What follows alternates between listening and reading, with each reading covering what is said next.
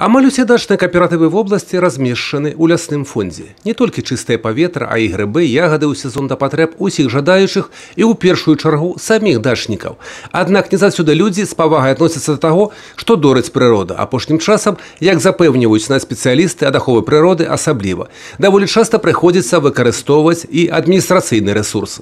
Проведена профилактическая работа. Значит, многие в то время садового товарищества были председатели привлечены к административной ответственности за то, что был неорганизованный где-то сбор, наверное, либо складирование бытовых отходов. Ну и как показывает ситуация, что на сегодняшний день она намного улучшилась. То есть мы вот сколько проехали, просмотрели, то есть мы не увидели больших ни свалок, ни каких-то пакетов, мешков, как это можно было увидеть раньше.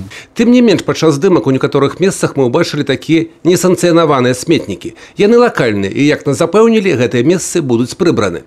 Пытанне навядзення чысціней парадку на зямлі пастаянна на кантролі і ў выканаўчай улады в обласці. На кожным пасяджэнні аблвыканкама яны абавязкова закранаюцца. Кантроль за чысцінёй у лясных масівах у поле зроку і супрацоўнікаў лясной гаспадаркі. Толькі за гэты год імі складзена ўжо 28 пратаколаў і выпісана больш за 200 прадпісанняў за забрудживание территорий на уладальников дачных кооперативов. Встречаются случаи нарушений. Для этого у нас лесная охрана делает постоянно рейдовые мероприятия. Если выявляется нарушение, то предварительно выдаются предписания нарушителя. Если он не устранил свое нарушение, значит привлекается к административной ответственности. Такие нарушения, как складирование стройматериалов, недоиспользование стройматериалы на границе лесного фонда.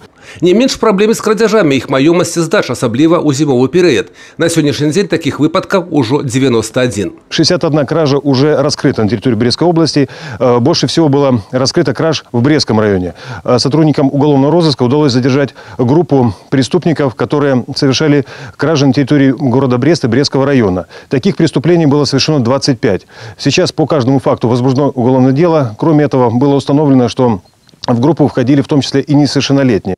Па ўсіх гэтых фактах узбуджаны крымінальныя справы. Злодзеі жа карыстаюцца тым, што трапіць у большасць садовых пабудоў даволі проста, і ў міжсезонне тут амаль няма людзей. Что касается способов, это зависит от того, какой это дом. Если это дом старый, могут они взять, просто выставить окно, если оно вставлено при помощи старых уже реечек. Есть множество других способов. Это взлом замков, проворот запирающих устройств.